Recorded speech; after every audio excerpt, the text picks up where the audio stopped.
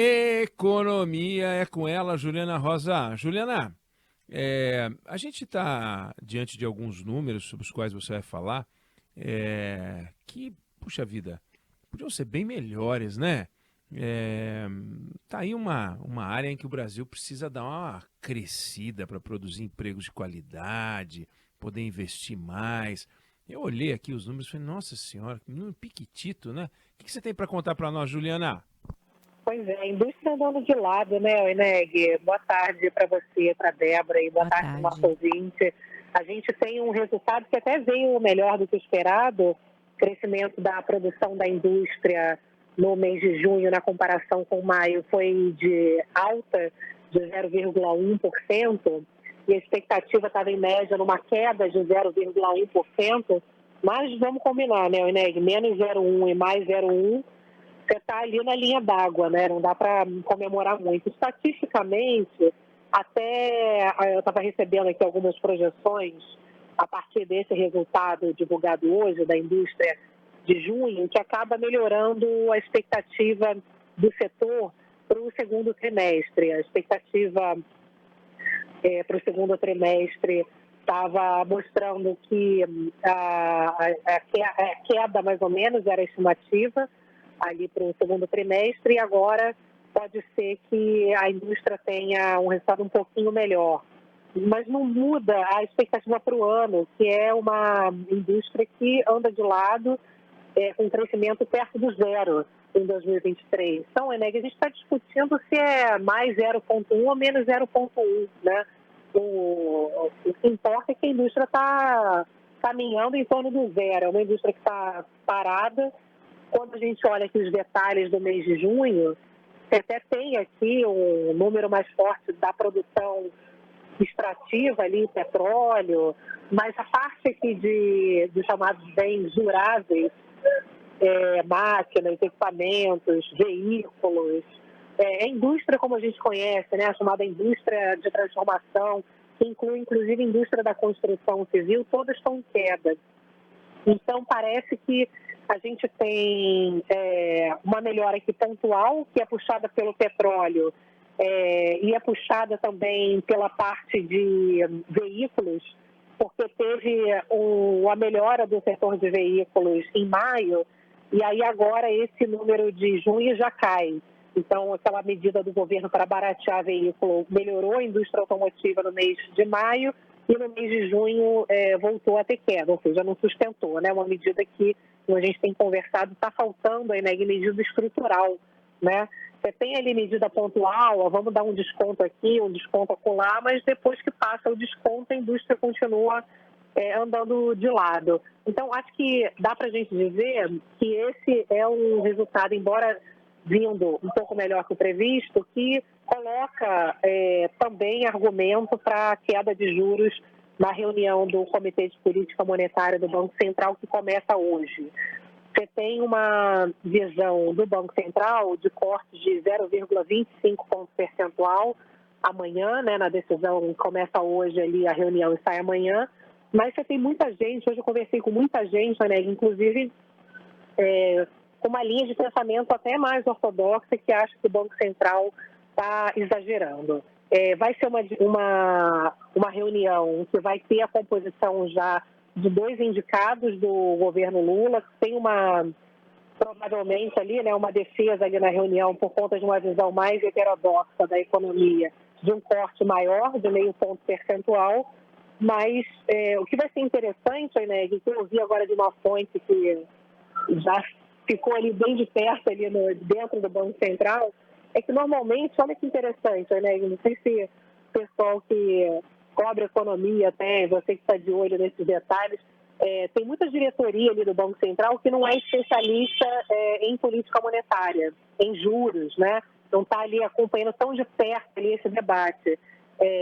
Então, acaba seguindo um pouco o voto do presidente. E o presidente hoje tem uma visão mais conservadora, né, que é o Roberto Campos Neto.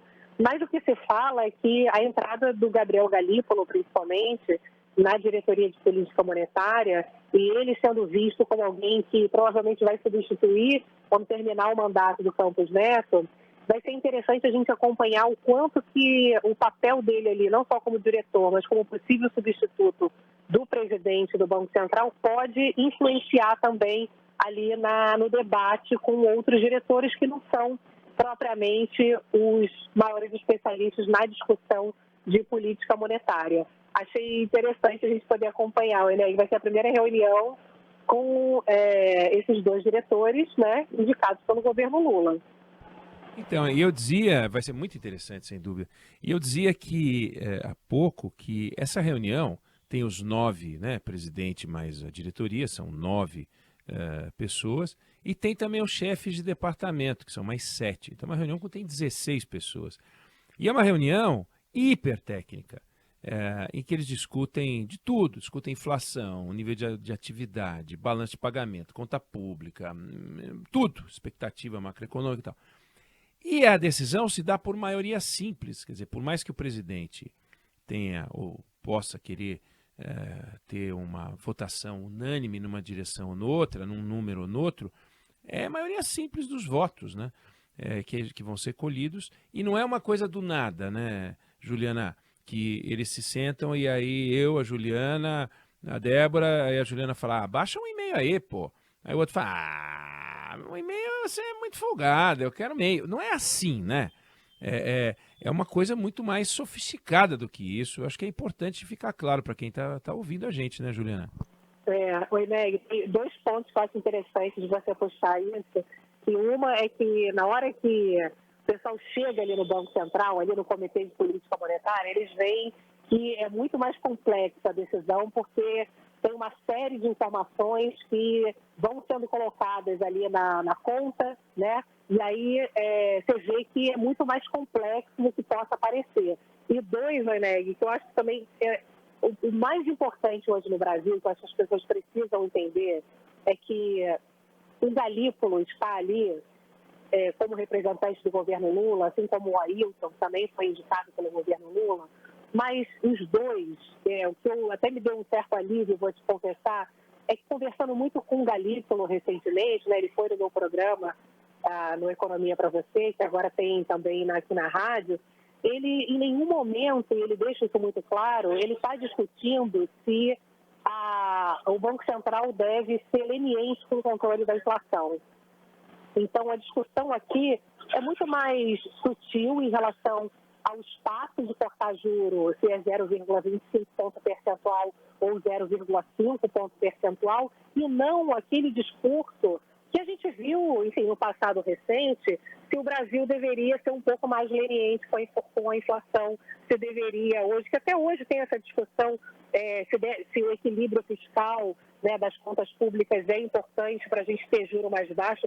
Lá fora, você pode ter governo que é mais ortodoxo ou mais heterodoxo, e ninguém está discutindo se tem que controlar a inflação ou não, ou se tem que ter equilíbrio nas contas públicas. O que se discute é qual é o perfil de cada governo e, a partir daquele governo que foi eleito pelas urnas, onde é que eles vão investir mais dinheiro, por exemplo, né? Nos Estados Unidos, os republicanos, quando ganham as eleições, eles investem mais na área de defesa, por exemplo, e os democratas investem mais na área social.